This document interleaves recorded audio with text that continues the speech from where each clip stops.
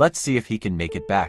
That's what my wife said just before she slammed the car door and drove off with her friends, laughing like it was the punchline to some twisted joke. They left me stranded, no wallet, no phone signal, and no way home in the middle of Alabama. I never saw them again, not for 15 years. My name is Daniel Carter. I'm originally from Asheville, North Carolina. At the time, I worked a steady job at an auto shop, lived in a modest 2-bedroom home, and thought I had a loving wife. Turns out, I had a ticking time bomb disguised as a marriage. That trip to Alabama was supposed to be a weekend escape. Stephanie's idea. She said we needed to reconnect. What she meant was, she needed a stage to humiliate me. It happened just outside Birmingham. We'd stopped at a roadside diner, middle of nowhere. I excused myself to the restroom. When I came back, the booth was empty. No wife, no purse, no keys. The car was gone. I found the note 5 minutes later, folded in half, wedged between 2 sugar packets on the table. Let's see if you can make it back. LOL, Steph. At first, I laughed, nervously. Maybe it was a dare. Maybe she'd turn around after a few miles. 10 minutes passed, then 30, then an hour. Reality hit like a brick to the gut. Stephanie and her 2 smug best friends, Mandy and Lisa, had actually left me behind. Not by mistake, not in anger, on purpose, for fun. My phone was useless, no reception in that stretch of back road, and my wallet, left in the car. All I had were the clothes on my back and a $20 bill stuffed in my pocket from the diner tab. I waited. I wandered.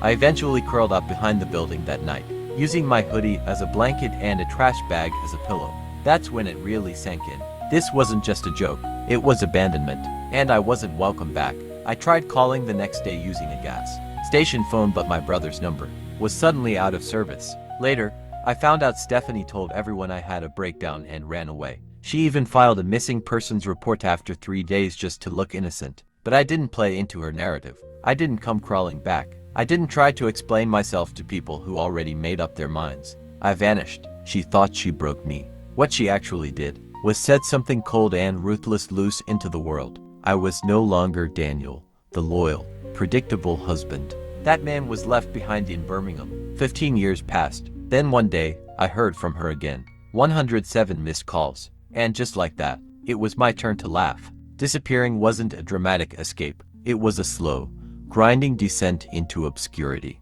After being left in Birmingham, I spent the next week drifting from parking lot to shelter to alleyway, looking for work, food, and some kind of direction.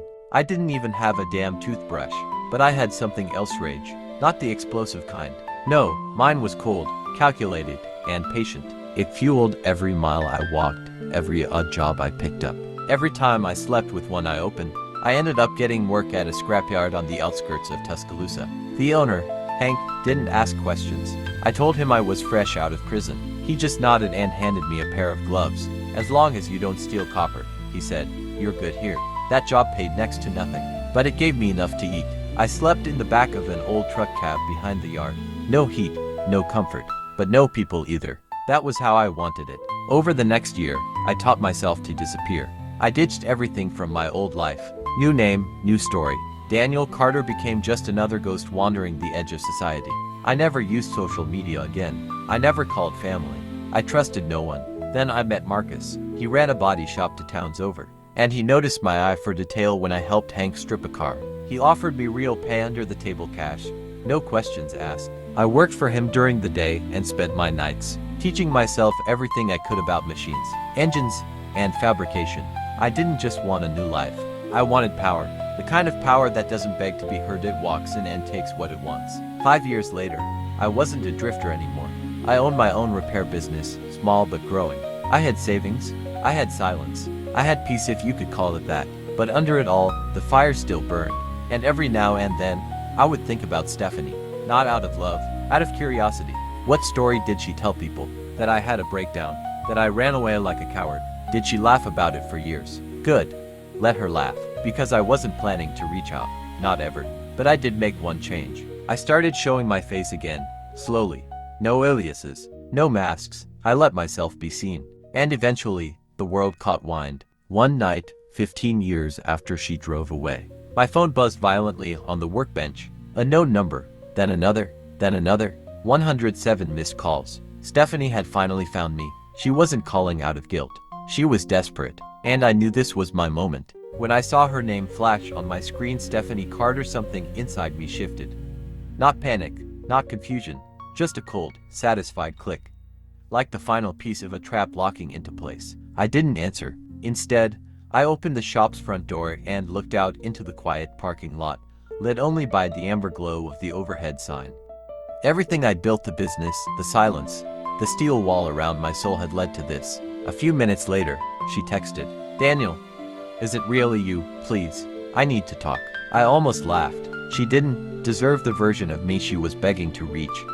But I wasn't going to block her.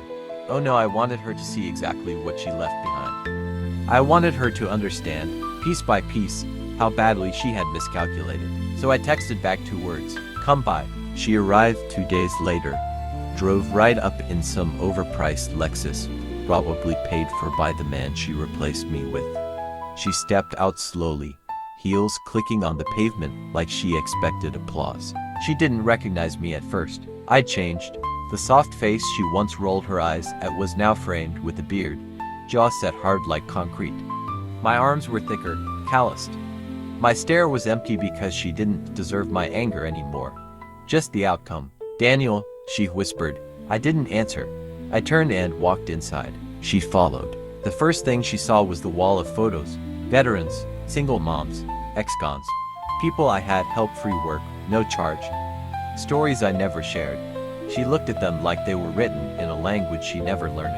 "I've been looking for you for years," she said finally, voice shaking. "You stopped looking after a week," I replied flatly, not even turning around. She swallowed.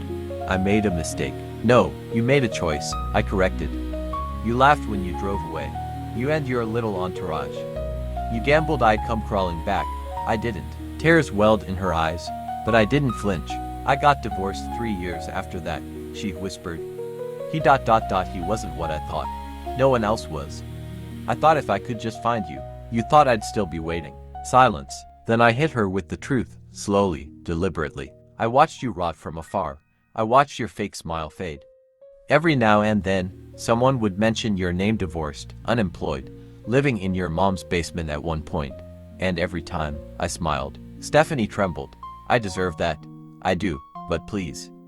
Is there anything left between us? Anything I can fix?" I stepped closer, inches from her face. "You can fix the past the same way you fixed your marriage, by pretending none of it mattered." She reached for my hand.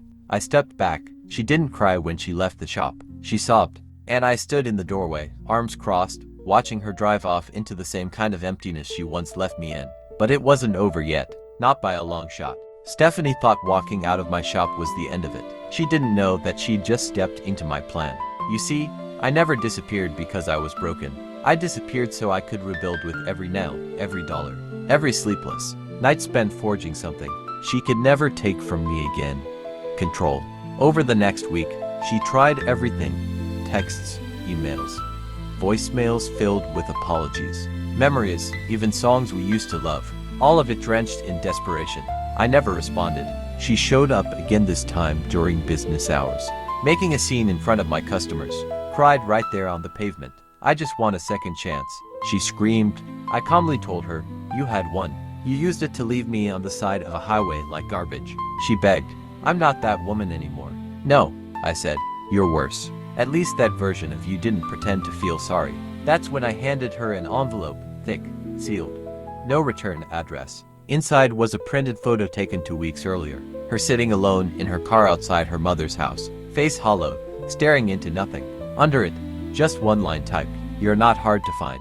I just chose not to. She called the police that night, said she felt threatened. They showed up at my shop the next morning, but I had nothing illegal. No threats, no contact, just a picture, public space, public moment. What were they going to do? Arrest me for being observant? The officer glanced at the envelope, then at me. "She really messed you up, huh?" I didn't answer, just looked him in the eye.